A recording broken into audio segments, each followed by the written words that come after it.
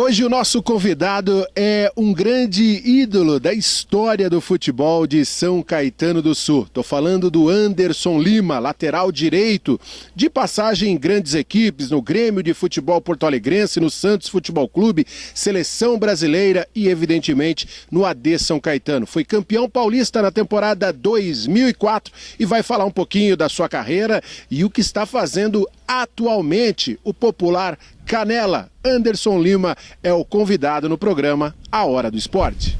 Tá aqui, ao meu lado, Anderson Lima.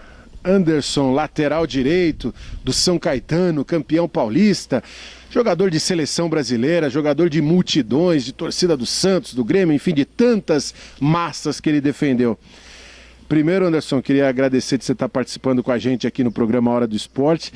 Queria que você falasse um pouquinho do seu início de carreira, aquele garotinho sonhando com futebol, como foi esse início dessa caminhada sempre dura para todos os atletas. Boa tarde. Boa tarde, Luciano. Para mim é um prazer novamente estar aqui com você, falando um pouco da minha carreira, né? Do que foi aí 18 anos como atleta profissional, mas nada começou muito fácil, né? Eu tive a minha carreira início Juventus, né? Da Moca, onde foi toda a minha base, foram 12 anos de Juventus, e foi um alicerce para que eu pudesse aí ter uma carreira de sucesso como eu tive. Graças a Deus, o Juventus foi muito importante na minha vida. Você teve passagem por grandes equipes do futebol brasileiro, títulos nacionais, internacionais inclusive, mas eu queria falar sobre duas equipes para a gente abrir essa entrevista que me chama muita atenção suas passagens. Primeiro pelo Santos Futebol Clube, o torcedor do Santos gosta muito de você até hoje, e também sobre o Grêmio, porque você é ídolo no sul do país, né? Pelo menos na parte azul, né? A parte vermelha talvez não goste tanto, mas a parte azul gosta muito de você. Fala como é que foi a vida no Santos. Cara, o Santos foi a reviravolta, né? Foi o sonho que todo menino tem na cabeça de chegar num clube grande. Graças a Deus eu cheguei num clube com uma história imensa, né? E para mim foi no início, né? Foi um baque, mas foi um alicerce também realmente para que eu pudesse aí ter uma base tranquila para que eu pudesse seguir os meus passos, né? Então o Santos de Pelé, Carlos Alberto, então foi fantástico lá. E eu digo que foi um namoro perfeito para que eu pudesse chegar num casamento perfeito que foi o Grêmio. O Grêmio para mim foi a equipe que eu cheguei muito mais preparado fisicamente, mentalmente, né? Eu acho que cheguei mais, como eu digo, mais experiente, né, como atleta. Então foi fundamental para que eu pudesse ter o sucesso que eu tive no Grêmio. O Santos foi fantástico, duas equipes que eu tenho o maior carinho, o maior orgulho e honra de ter vestido a camisa do Santos e do Grêmio. Aliás, no Santos você tem gols históricos, né? Cobranças de falta que até hoje o torcedor se lembra, e o torcedor sempre coloca o Anderson Lima num pódio ali dos grandes batedores de falta. E eu li até uma entrevista do Pelé na época, te elogiando muito com as cobranças de falta. Como é que você recebia, né, os elogios? Porque é tudo sempre multiplicado por 100, por 1000, quando se fala das grandes equipes do Brasil, né? O Pelé era muito presente na nossa época, né? Ele ia em jogos, e eu sou muito amigo do Edinho, então a gente acabou várias vezes almoçando juntos, né? E era muito legal. Ele acabava brincando comigo e falou assim: peraí, quantos gols você está fazendo de falta? Fiz 20. Não, então falta um pouquinho aí para você chegar na minha meta, né? Então assim, eu falava assim, mas para mim era sempre um prazer. O Santos é como você falou, né, Luciano? Falar em Santos é uma dimensão completamente diferente dos outros clubes, o Santos de Pelé. Então eu me sinto muito orgulhoso, né, de poder ter passado no Santos e deixado a minha história também. No Grêmio você jogou com o atual técnico da seleção brasileira, o Tite, mas era no momento que ele estava começando a carreira dele. Você já tinha brilhado, né? Você já tinha um patamar, e ele estava começando a aparecer para o futebol, tem aquela conquista da Copa do Brasil no Morumbi diante do Corinthians, que foi um jogo histórico que o Corinthians, de tanta tradição, em nenhum momento conseguiu ser perigoso contra o Grêmio, pelo esquema, por tudo aquilo que o time tinha montado. Fala um pouco do trabalho com o Tite e daqueles títulos, né? Em especial aquele título da Copa do Brasil. O Tite foi uma chegada dele foi muito importante para nós. O Grêmio tinha uma grande equipe, mas o Grêmio jogava-se muito individualmente, né? Principalmente na época do Ronaldinho Gaúcho, né? Que foi o último ano dele em 2000. E o Tite chegou para organizar o time taticamente e nos ganhar, como eu falo, né? O Tite é um grande gestor de vestiário. O Tite, ele tem um jeito de se trabalhar, um jeito de falar com o atleta diferente dos outros treinadores que tinham passado por lá. Talvez por ele ter essa tranquilidade e esse dom, né? Ele tenha nos ganhado, independente de ter chegado de uma equipe pequena, como o Caxias na época. E foi fundamental, né, para que a gente pudesse ter sucesso em 2 anos e meio de trabalho com o Tite. Um título marcante, que foi a Copa do Brasil. Como você mesmo citou, o Corinthians não esboçou nenhuma reação, a gente realmente tomou conta do jogo. Um 3-5-2 fantástico, que para mim foi o melhor 3-5-2 que eu já vi. E feliz porque fazer parte de uma história num grande clube como o Grêmio é para poucos, com certeza. E não era qualquer Corinthians, né? O Corinthians tinha sido campeão mundial um ano antes, tinha sido campeão paulista, foi campeão da Copa do Brasil no ano seguinte. Enfim, era um time que vivia ali um momento muito bom. Seleção brasileira, você jogou numa posição que na época tinha Cafu, tinha gente ali complicada e não conseguiu chegar na Copa do Mundo. Acho que é o sonho, né, de qualquer atleta. Mas fala um pouquinho como foi sua passagem. Acho que defendeu o país, mesmo que seja um amistoso, deve ser uma sensação maravilhosa. É maravilhosa. Eu já tinha tido esse gosto, né, de servir a seleção brasileira durante 4 anos da seleção de base, ganhando títulos importantes, sul-americano, campeonatos mundiais, enfim. E ter a primeira convocação para a seleção brasileira principal é motivo de orgulho, né? Infelizmente eu não tive a oportunidade de jogar, mas só o fato de ser lembrado, né, com tantos jogadores que tinham na nossa época ali, não é ser saudosista, mas eram 4, 5 jogadores por posição, jogadores acima da média. E é como você falou, né? Na minha posição tinha o Cafu, tinha Belete, que estava fora do país. Então, assim, a concorrência era muito grande. Mas fica um gostinho, né, de não ter jogado, mas só o fato de ter sido lembrado, para mim, também é uma honra. Anderson, agora eu quero que você fale sobre o São Caetano. Estamos aqui no complexo, ao lado do estádio Anacleto Campanella, esse estádio que você conhece tão bem, esse estádio que você defendeu durante muitos anos, e você faz parte de um time histórico, o único título paulista da primeira divisão da equipe do AD São Caetano. Você fazia parte do grupo e era protagonista. Fala um pouquinho como o São Caetano entrou na sua vida, ou até hoje você é morador da cidade, faz parte da história do esporte da cidade. Luciano, São Caetano entrou na minha vida desde de pequeno, né? Meu pai sempre jogou aqui em São Caetano, né? Na Vargem de São Caetano, eu sempre frequentei o Fundação. Então, praticamente, eu sou morador de São Caetano há mais de 40 anos, né? Se for colocar. Então, assim, para mim é um orgulho, né? Fazer parte da cidade, fazer parte da história. E nesses ciclos de amizade, o trabalho lá no Fundação, a gente acabou realmente ficando muito próximo e o tempo foi passando, os anos foi passando e sempre havia um convite de vir jogar no São Caetano, através do seu gestor. Então, quando eu senti que realmente era o momento, eu vim e acho que escolhi o momento certo, né?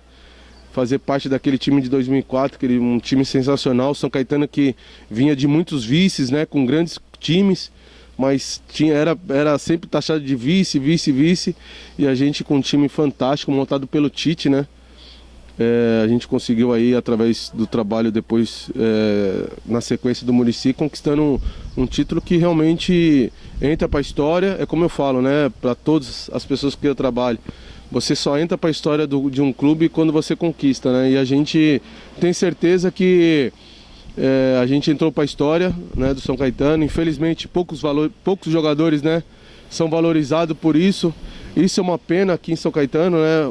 Os grandes ídolos, os verdadeiros ídolos, né, da cidade não são valorizados, né, por um clube que você deu a alma, mas é a vida que segue, a gente torce para que o São Caetano possa voltar aos tempos áureos aí.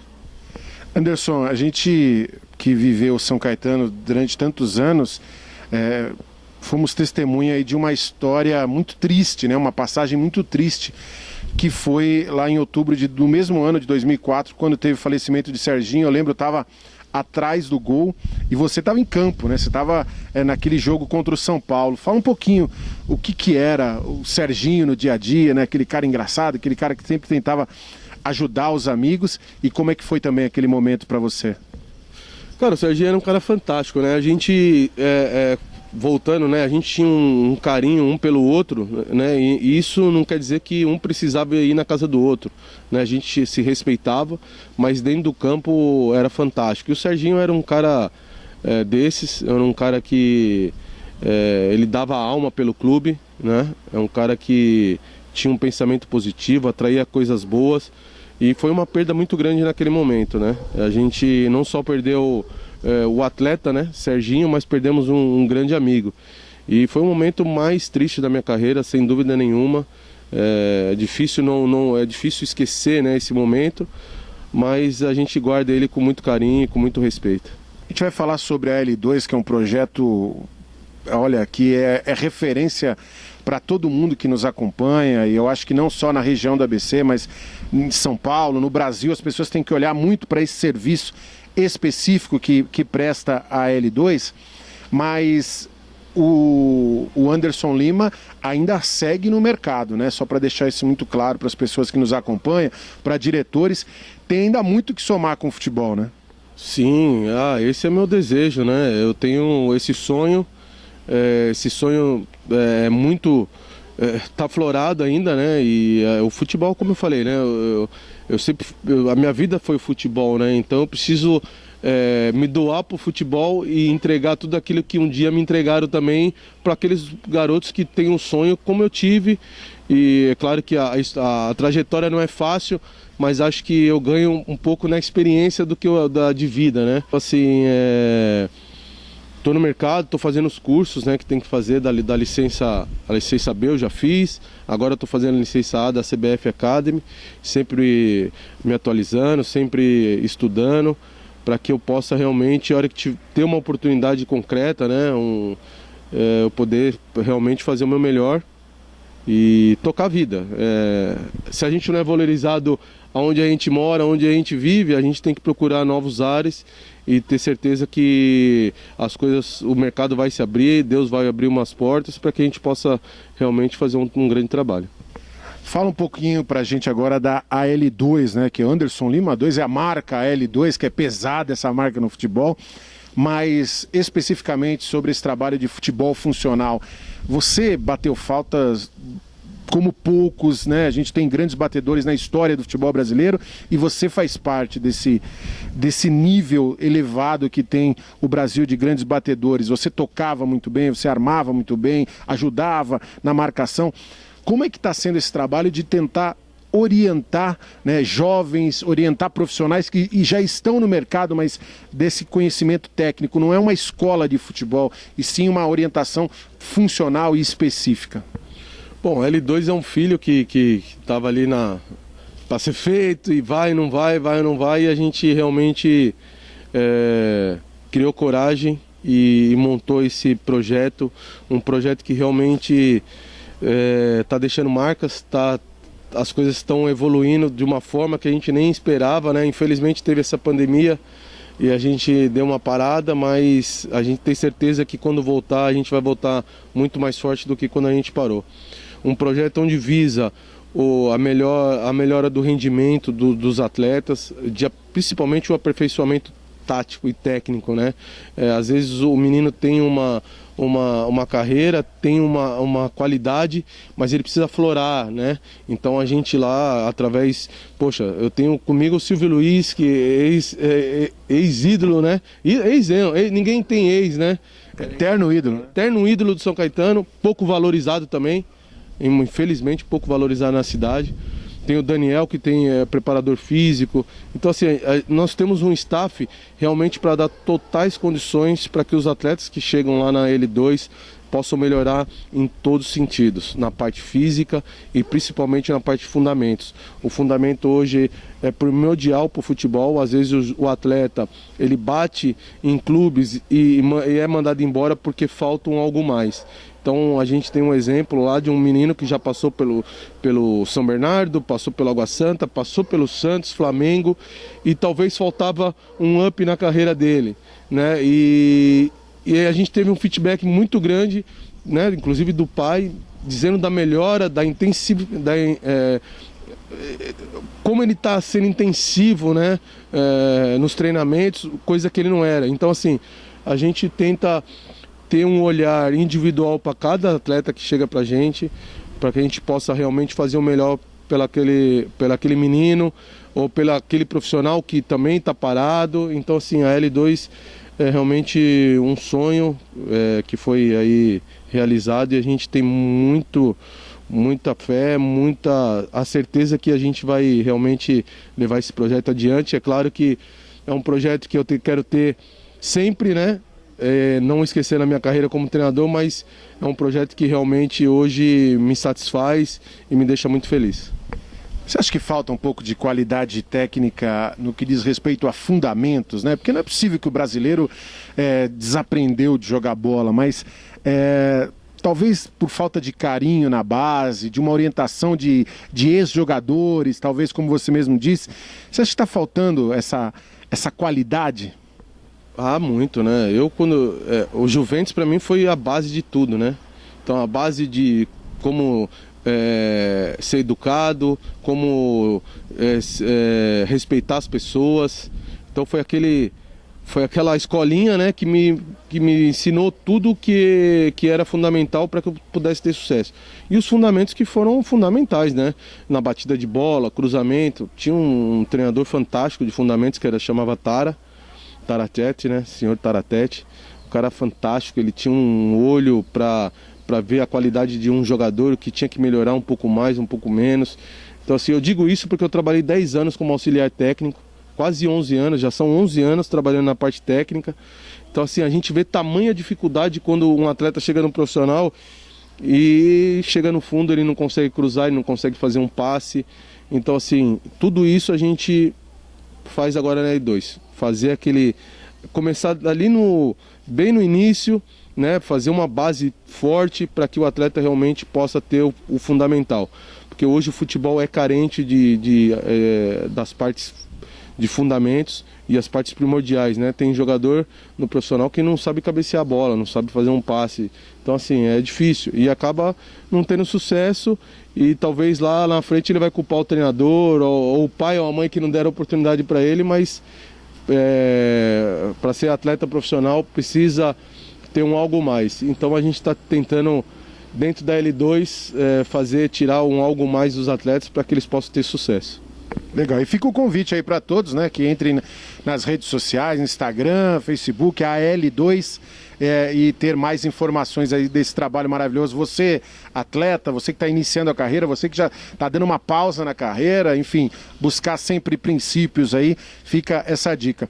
Para a gente fechar, eu vou fazer um bate-bola contigo. Vamos lá, um gol inesquecível que você tenha marcado. Cara, graças a Deus eu fiz bastante gols, e por ser lateral eu fiz bastante gol, mas um gol inesquecível que realmente foi um título fundamental para nós, que foi a Copa do Brasil, passou por esse gol também, que nos deu uma tranquilidade, que foi o gol contra o Coritiba 3-1, um gol de falta sensacional, e ali foi um gol que realmente me marcou. A partida que você lembra com muito carinho?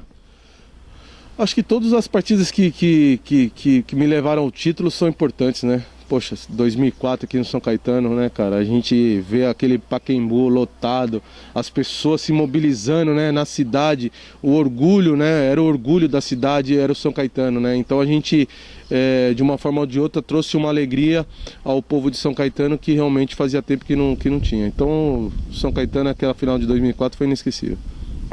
Dá para dizer que o pior momento foi a partida contra o São Paulo, em 2004 também? Como vivência como atleta, realmente foi. 2004 foi uma fatalidade e foi o pior momento da minha carreira. Fez muito amigos no futebol, Anderson? Fiz amigos. Amigos ou colegas? Bastante colegas e amigos poucos, né? Principalmente quando você acaba a carreira, os amigos desaparecem, né? Então, assim... Mas eu sou muito grato por tudo que eu vivi, pelas pessoas que eu conheci, né? Eu acho que meus verdadeiros amigos sabem quem eu sou e eu sei quem eles são também. Então isso só me dá a tranquilidade de por onde eu passei, eu deixei as portas abertas, eu entrei pela porta da frente e também saí pela porta da frente. Então vamos lá, agora com uma palavra, defina pra gente, Juventus. Minha infância toda, né? Grêmio. Um casamento perfeito. Santos. Uma honra, né, ter jogado no Santos. Chapecoense. O início de uma trajetória maravilhosa. São Caetano. O São Caetano foi um sonho que foi realizado, né? Por eu ser morador de São Caetano, então de ter conquistado um grande título. Muricy Ramalho. Muricy é um grande treinador, excelente pessoa, fantástico. Tite. Único. Para mim foi o melhor treinador que eu trabalhei. Cara, obrigado. Anderson Lima, grande ídolo da história do futebol brasileiro, e ele é da região do ABC e muito legal estar participando com a gente. Obrigado, viu, de fazer parte aqui do programa Hora do Esporte. Até a próxima. Mandando um abraço para todos aí que procurem nas redes sociais o AL2, tem muita coisa para somar. E você, dirigente, empresário dos grandes clubes, tá no mercado aí. Valeu. Anderson Lima.